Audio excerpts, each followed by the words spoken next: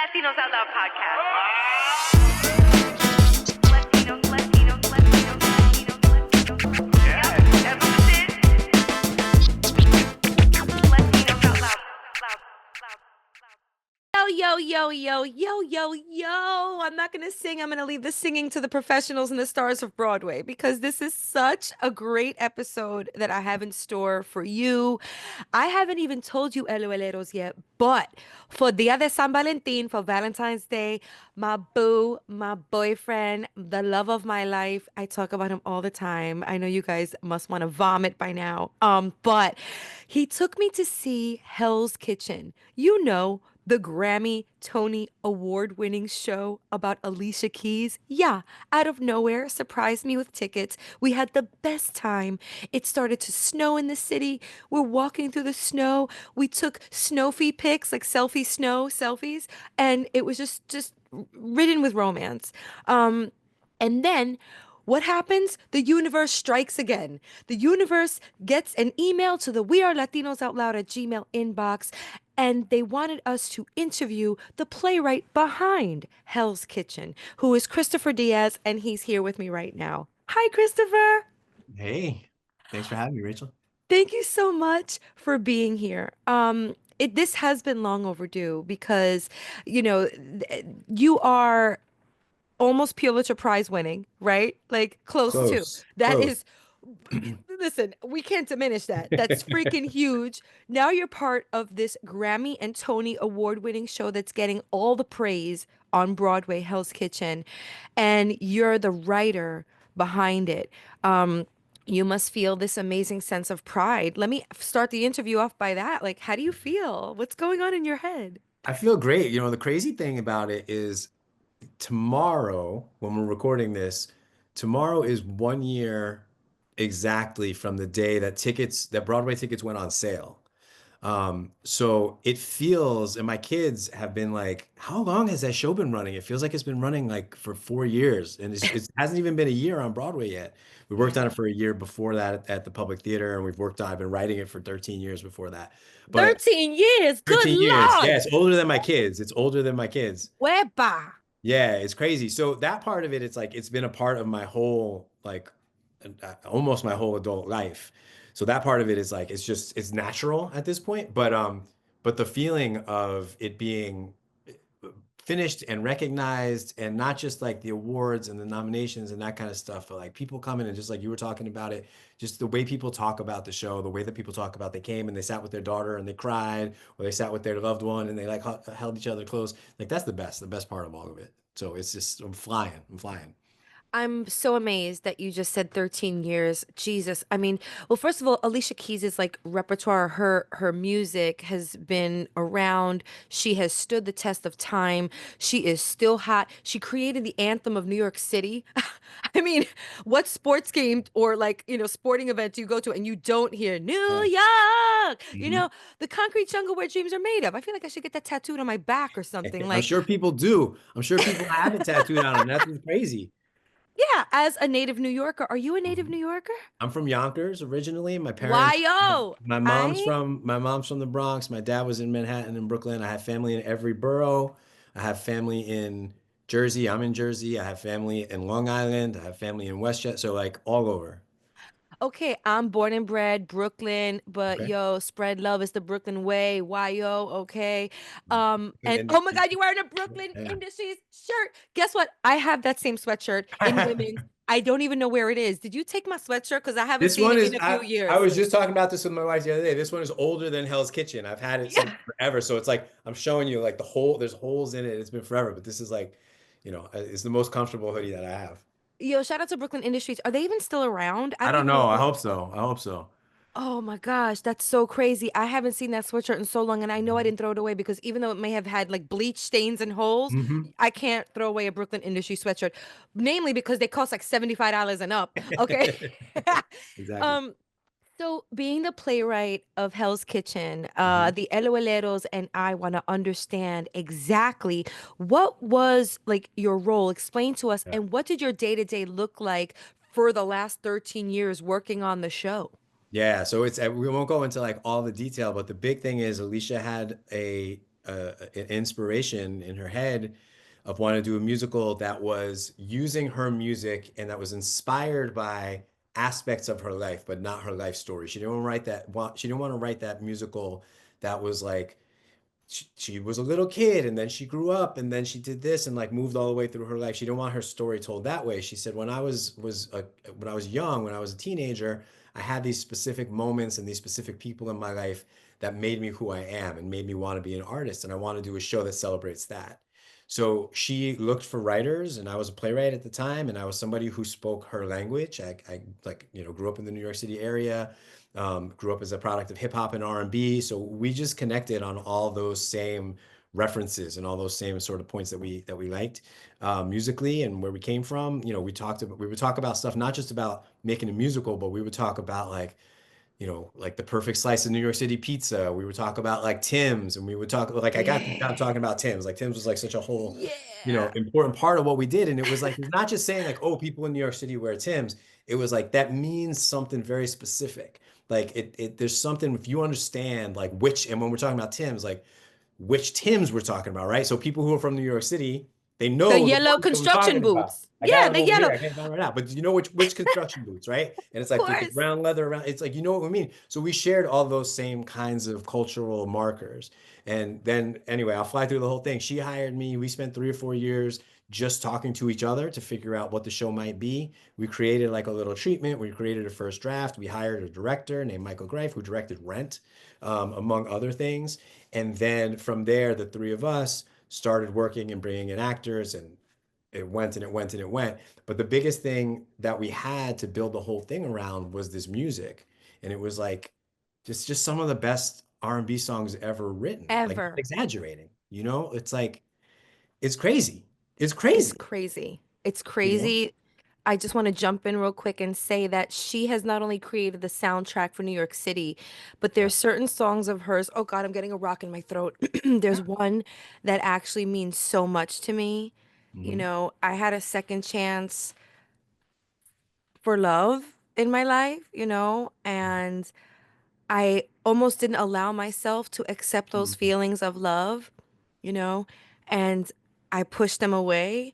But then I said to myself, wait, I deserve these feelings and I deserve to be loved right the F back.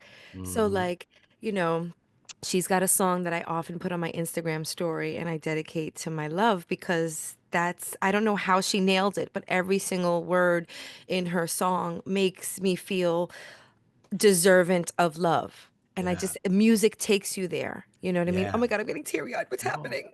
It's beautiful. It's been beautiful to see people tell stories like that all the way throughout the process. And it's not the same song for everybody, and it's some songs that didn't even make it into the show. We tried. We tried to put like a woman's worth in the show and Superwoman in the show and Yeah. Diary. They didn't make it in the show because she's got so many great things. But people are connected to it in such an emotional, visceral way. The crazy thing is that not only do they work as like pop songs that you listen to on the radio, they work really well in the theater. And those are Yeah. different kinds of songs. They tell a song in the musical theater has to tell a story, and you have to be in a different place at the end of it than you were at the beginning of it. And all we did was listen to a bunch of those songs and say like, "Oh man, these songs do that. They're theatrical, they're dramatic, they tell stories."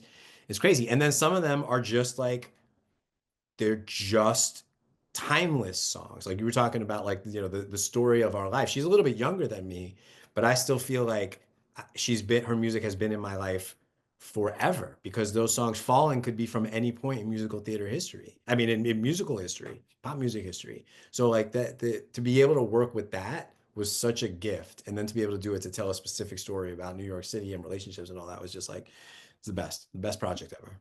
That sounds like such a fun exercise to do because sometimes, I don't know, as a writer, you must have to put a square peg in a round Mhm. hole. Yeah. And this just sounds like Light Bright, okay? Remember Light Bright? Like, Yes. it just Yeah. sounds like you're putting all the pegs and they fit perfectly in these holes, or there's no holes in the script, Mhm. really. So, having seen the show, I know what you're talking about because the story started out so fun, so like chilling, young kids, like we chilling, we get into trouble with our moms, and our dads, and then it takes us on a love story. It brings us to a point of conflict where we're like, oh God, what are they gonna do? Oh no, she didn't, And I don't want to give away any spoilers because I really Yeah. want the Eloeleros to go see the show.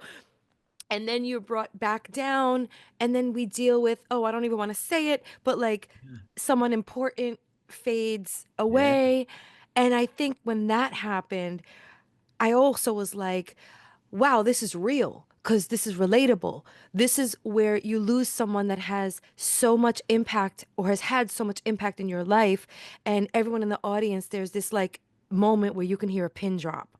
Mm-hmm. And those, I know as the writer, I mean, you must have seen the show 7,000 times, but like, So many do times. you feel that like when you get those moments of like outbursts of laughter or like the pin drop moments where you can hear someone breathe through their nostril?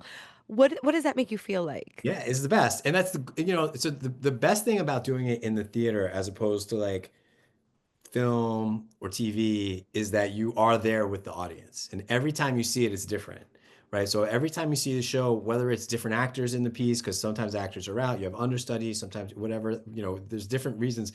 There's different things going on stage, but there's also different people in the audience. And Yeah. so we know certain moments in the show are built so that you are going to be surprised or you're going to be shocked or you're going to cry. Like the end of the show, the goal is to make everybody cry. We The all cool thing cried. especially is if you are sitting next, if you are a young woman sitting next to your mother or you are a mother sitting next to your daughter, you're just going to be devastated. Like that's a goal, right? At the end of Act One, the goal is to make you cry.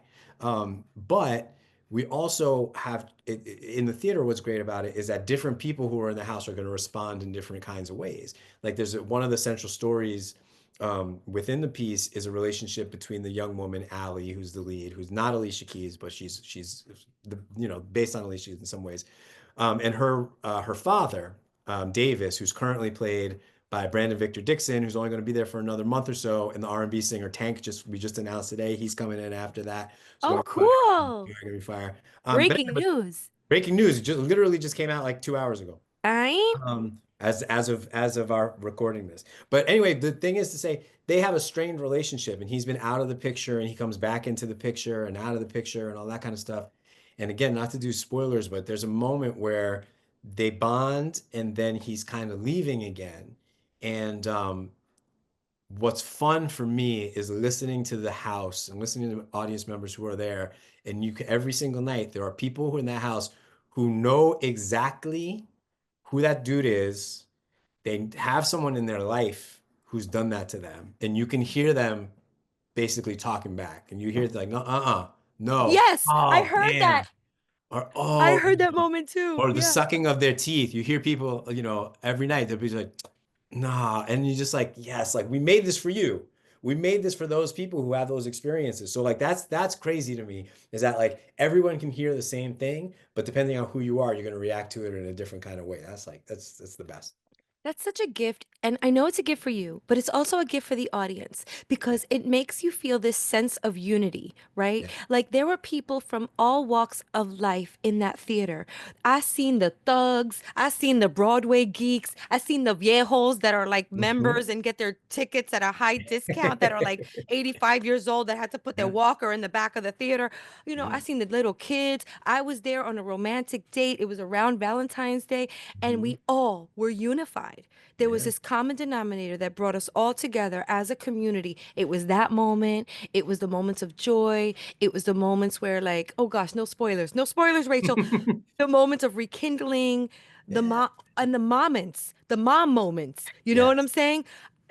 Oh my gosh, as a mother, I Yeah. took there were so many relatable moments with her and just how to raise a child and teach them to make the right decisions. I Hmm. swear every day I pray for my kids' happiness, but I also pray for them to make the right choices because I'm not around all the time. I'm Yeah. not in school when they're making their choices for lunch. I'm not around, or I may not be around when they choose to lose their virginity when they're 45, you know? Exactly. When they want to smoke their first joint, I may not be around. Although I can make some good recommendations. I hope I am around. You know what I mean? I could point them in the right direction. Right. Uh, but that's all you can do. And the mom, oh, and we didn't even talk about the voices and the acting and the Voices. I dancing. mean, Oh my God. it's the best. It's the best. It's the best. And this cast is, if you saw it in February, you saw some newer folks mixed into the mix, some people, but we still have folks like Malia Joy Moon, who won a Tony for it. It's her first professional performance. She plays the lead in this show. She's rocking it on Broadway. And then we have somebody like Keisha Lewis, who has been a Broadway veteran. She sings Perfect Way to Die. She's just the older woman who comes in and sings and just she takes no shit from anybody, to folks like, to Jessica Vosk, who's in it now. Like, you just have all this incredible group of performers just singing their faces off, and singing and taking these Alicia Keys songs in new directions. I mean, nobody's ever heard Fallen the way that we do Fallen. Alicia says it's the first time she's ever been involved with the production of a man singing that song. We take songs that you've heard before, Unthinkable. It's a solo performance when Alicia does it, and now it's a duet. It's a love song. And so we found all these ways to give them to these actors, and all these actors who are Broadway performers who don't usually get to sing R&B. Like Shoshana Bean, who is the original mom in this, everybody knows her as a Broadway performer. She was in Wicked. She's got that big Broadway voice, but she's like, no, this is the music that I want to sing. I want to sing like Mary J. Blige. I want to sing like Mariah Carey. I want to sing like Alicia Keys. And we get to have them Yes. do that on stage. It's crazy. That must be such a feeling for these Broadway actors. You're right. Like, they can sing the songs that they probably sing in the shower, like the rest Yes. of us, Yeah. on stage for us. And, another feeling that you're making me, there's all these emotions and feelings that this interview is just conjuring in my head. Thank you for that gift. Right when you heard the next Alicia song to be sung, the whole audience like, oh, I love that track. Oh, I love that track. Yeah, yeah, yeah. That's my joint. That's my joint. I would like elbow my boyfriend, like, I love that song. Yeah. And I would want to sing along with it, but I didn't want to miss hearing the actor sing Yeah. it because they're so talented. The show really blew me away. And then the dancing and just all the blocking and all the climbing on like things and beams. That's also a talent. So it sounds like you were really integral to this process. You were the writer, but you were also, it sounds like, one of the construction workers at the ground level laying the foundation. Yeah, I mean, I like to say I was hire one, like the first person hired to work on this, and Alicia and I built it together for a long time. But a musical, I mean, any theatrical production, any dramatic production takes a billion people to pull it together. And you create things like you have your thing that you're responsible for, but there's roles, everybody contributes, everybody adds to things. So like there's lines in the show that were things that somebody like Brandon Victor Dixon said in rehearsal, and he was experimenting, he was improvising, and was like, oh no, that works, we need that in the show, and we put it into the mix. Then there's a number like Camille Brown is our choreographer, and she was the one who said like I love the song Heartburn. I love the song Heartburn. How do we get that song into the show? And we could not figure out how to put it in the show for the longest time. And then we said, oh, there's a moment at the beginning of the second act where we need a song. And Camille has choreography already in mind, and we figured out how to do it. So it's like you all work together, and it's like the creative people, the stuff that you see on stage, but everything from like we have crazy lights in our show, we have crazy video in our show, we have Yeah. the video screens slide in and slide out, and all that stuff has to be conceived together and work together. So Michael Greif, our director, is the one who like oversees everything, and then Alicia, who oversees everything. And then we all sort of chip in and make our contributions. So it was just like we had the best group of people working on this show too, and it continues to be just an exciting. Like it's hard in a work setting. You don't want to say family because it always gets weird. Not too many people use that, but this feels very family-ish, and we're thrilled to be able to bring it to people.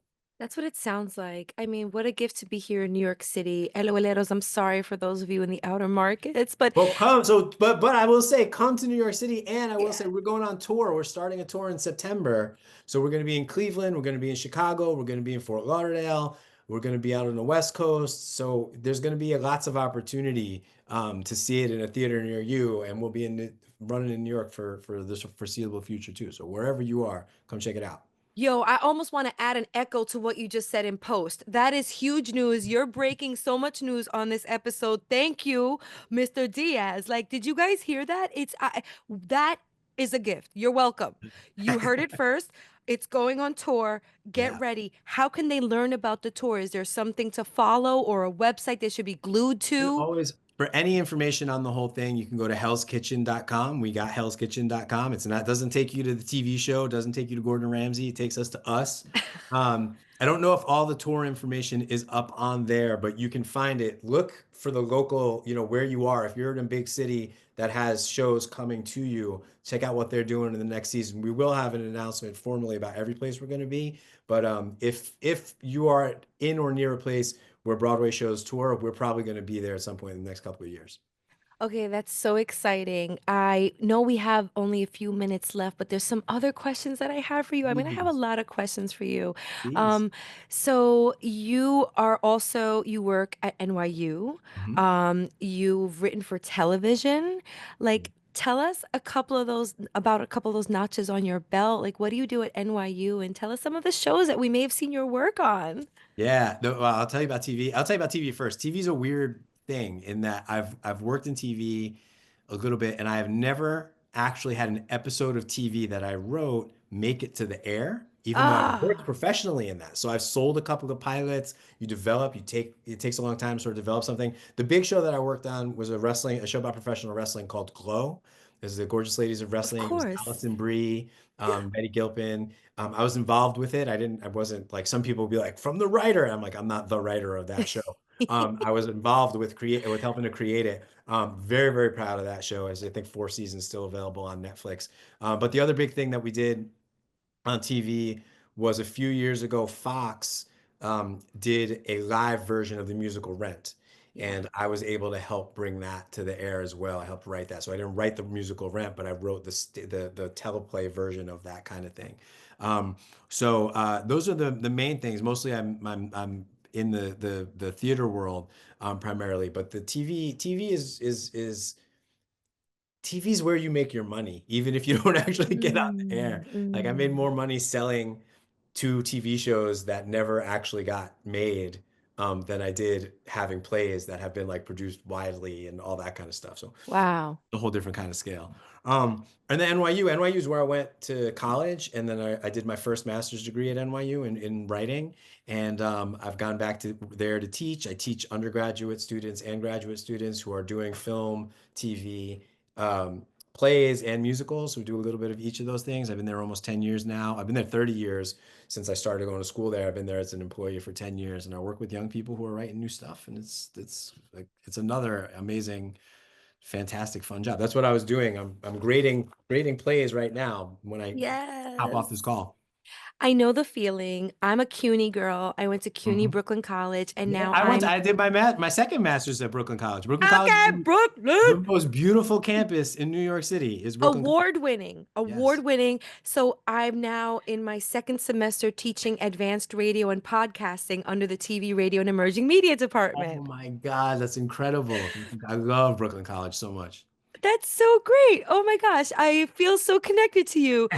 I got a great education from Brooklyn College. I graduated 23 years ago. Don't do the math, I know. LOLeros. Don't try to figure out my age and stuff. Okay, what if I was a prodigy? What if She I was went to six. school She and I was was like, six. thank you. I was in all the advanced classes, okay? So I could have been very young when I went to school. Anyway, yeah, the college continues to give back to me. I spoke at the commencement a few years back. Like, I love higher education and just hearing you give back to students. I don't know if you could feel me on this, Christopher, but it's like we are helping to cultivate the future. I know that sounds cheese monster flex, but it's almost like they need people like us who are real, authentic. I have a textbook, I hardly use it. I hardly use it. They do their reading from it, but we're talking about real life shit. Okay. Yeah. I'm bringing in guest speakers that are in the industry from iHeart, from Kevin Hart's company, Mhm. Heartbeat. These are actual podcast executives that are telling these students how to develop their podcast and make it marketable and to maybe make some profit off of it when they're out, and I teach mostly seniors, so they like want to be there. And it feels so good. Tell me how you feel about cultivating the future. Yeah, it keeps you young. It keeps you in touch with like what's happening out in the world right now, what their concerns are. And yeah, and it makes honestly, it just makes you feel good. Like when I leave at the end teaching, I'm exhausted. Like I walk out to teach and if I'm by my office, I go back to my office and I just sit there like, because I'm white, I teach hard. But the other thing I think that's important, exactly like you put your finger on it, it's like you teach like the hard facts, you teach like the reality, you teach from the textbook, and then you teach just like what life is like and what it looks like and a way to carry yourself. I was a New York City public school teacher for 6 years in an after school program, and I did theater stuff with them. And yeah, especially in a high school situation, like yes, you're teaching them like how to do the things, but you're also teaching them how to be like how to be a person, how to be a human being, and how to like function in things. So we tried to do that as much as possible, and it's still, it's not quite the same in college because they're, teaching grown-ups on some level. But still, it's like, well, how do you model things for people? How do you model what you care about? The reason that I teach the way that I teach is that I want them, especially if they're going to be involved in the theater, you got to be passionate about it. So I try to Mhm. show them the ways that I'm passionate about these things. And so that I get that opportunity to do that with young people is the best. I mean, everything It I'm is. saying, every question you ask, I end with like, this is the best. It's the best. But it is. I'm a very, very lucky person because all the stuff that I do is the best. And I don't mean that I'm the best at it. I get to do the best stuff. And it's like, it's the best. I love your energy and your attitude. I'm sure your students walk out of your class feeling at the top of their game, So and they're going to use these building blocks for the rest of their lives.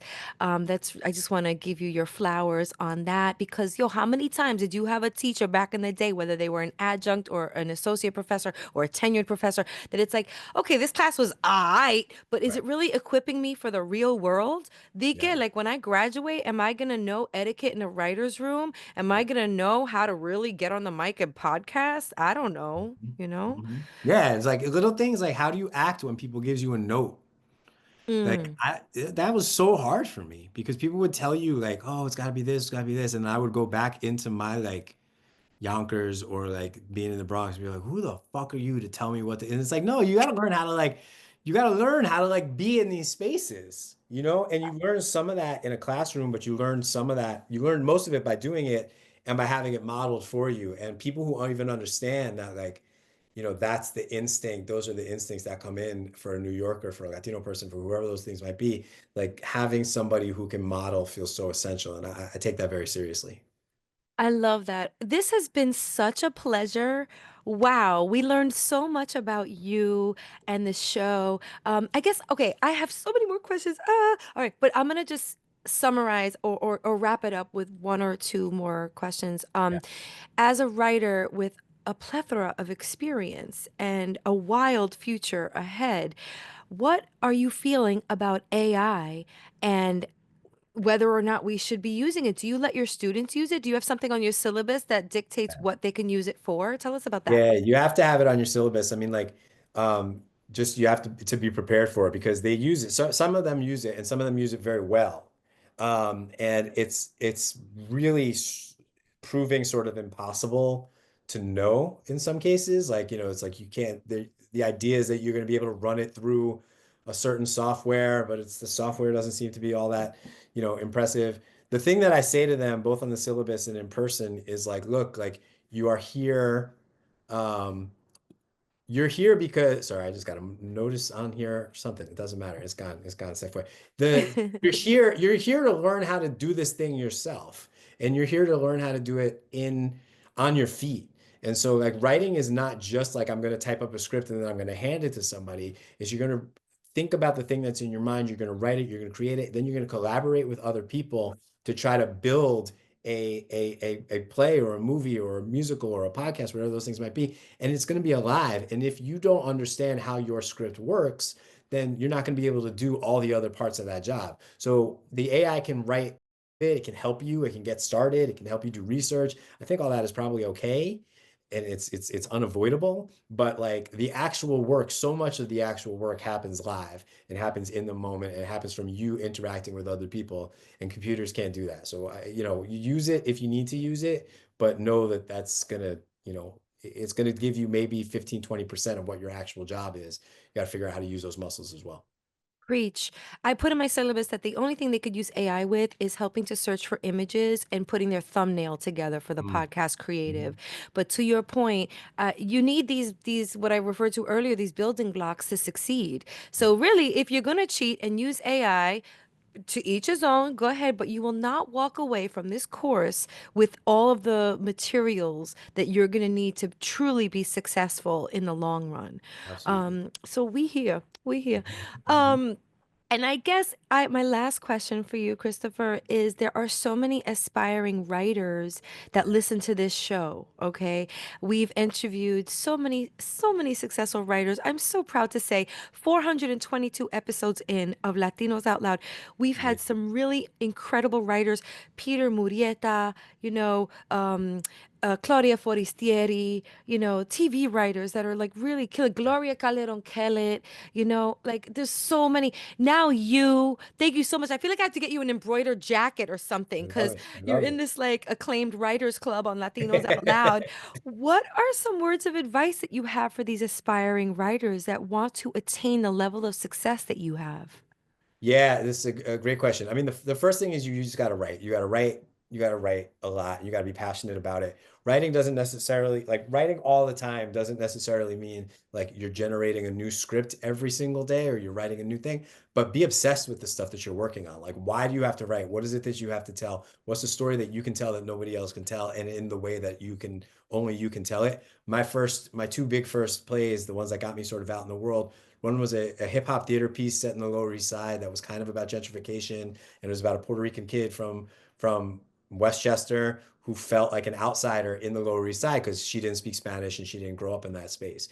And it was like I was at first I was writing it, I was like, I don't know if I can write this because I haven't seen anything like it before, and I don't think people want it. And it took me a little while to realize, like, no, that's actually what you need to write. Things that we haven't seen before, ways that you can tell a story to people that people haven't heard before, that they can find their ways to connect to it regardless of who they are. I think that's the kind of thing that you want to chase after and write after, write for yourself. The other thing that I think is really important is partially because you just mentioned all those writers, is to know that you're not the first to try to do this. There's a huge history in this country and beyond of Latino folks who are crushing it. And TV, I mean, it's all over, like we are all over television. We're all over the theater right now. I mean, like, I will mention like this season on Broadway, there's two musicals coming out. There's a Real Women Have Curves musical that Lisa Yep. Kudrow is doing, and there's a Buena Vista Social Club musical that Yep. Marco Ramirez is doing. Like, know that you are part of that history. You're part of that conversation, and go see those shows and get to know those shows and feel like, you have a place in it. Sorry, my wife just walked in. My dog started going crazy. The other thing that I will say, just on that last, to tie things up, is know those people who are ahead of you and know, ahead of you in terms of like they've done it before, and know that they're looking out for you and looking back for you. When I fell into doing theaters because I saw John Leguizamo off Broadway. He did a show called Spicorama when I was 17 years old, and I Yep. saw it, and I had that moment in the theater where I was like, oh, this dude is making this thing that's speaking directly to me. It's like he made this thing for me. He didn't know that he was making it for me, but it was what I needed at this time in my life. And it made me like, immediately after seeing that show, I was like, this is what I'm going to do with my life. And years later, I got to know John and I got to meet him, and he just immediately like was moved that his show had moved me and reached back out for me, and he has taken really good care of me. And so we do the same things, and so like I think that's true just for writers in general, but certainly for Latinos. Like, there's an awareness of the importance of this kind of thing, and folks like myself, folks like Lin-Manuel Miranda, I don't know if anybody knows that name, but Oh gosh, we're yes. making those, we're making these things, and we are looking for the next generations to come up right behind us. So continue to make those things. Know that we got you. Know that we're opening doors for you. We're not closing those behind us. We're trying to make good space for you too. And like, we want you to succeed. So keep writing the thing. Please be successful, and and we'll come check you out. Thanks for saying that. And Eloileros, I do urge you to go dig in the crates and check out the 100th episode where I interviewed Lin-Manuel Miranda. Just went to Broadway Con the other day and saw him speak on stage. And also we had John Leguizamo on the show back in the day. John has been a supporter of my comedy for a very long time. Yes. And I feel you on when we get to see ourselves. bank on that feeling, because like we can carry the torches. The future writers can also carry that torch. It's attainable, and we need you. We need you just as much as you think you need us. Like we need each other to like really make this pop. Thank you for your time, Kristoffer. Where can people follow you? Are you on socials? Like, are you on LinkedIn? Where are you, and how can people follow you? I am. I mean, Hell's Kitchen, there's a Hell's Kitchen account. I think it's Hell's Kitchen Broadway is on all the Instagrams and TikToks and all that kind of stuff, information on the show. I think on Instagram, my wife is gonna pop her head in because she knows better than I do. I think I'm Seymour Diaz on Instagram. I mostly post about like making soup though. It's not really anything all that interesting or compelling. But you That's can find great. me there. And yeah, and Hell's Kitchen, hellskitchen.com, like we said, that's where you're gonna find the information on Broadway, on the tour, and all that good stuff. Look for us, look for us, look for us. Cop your tickets, guys. Thank you so much for your time. I'm sorry we ran over, but I needed to get in that brain a little bit more. You got a lot up there that these LOLeros are really going to be inspired by. I'm inspired by. Thank you for your time, Kristoffer. Best of luck. Pleasure. We are going to follow you. Ooh. Yo, this is so great. Congrats. LOLeros, this has been another episode of Latinos Out Loud. You can follow us at We Are Latinos Out Loud. You can give us a call at 978 Latinos, and you can follow me at Rachel La Loca. I'm going to take a breath. And on that note, we out. It's the Latinos Out Loud podcast.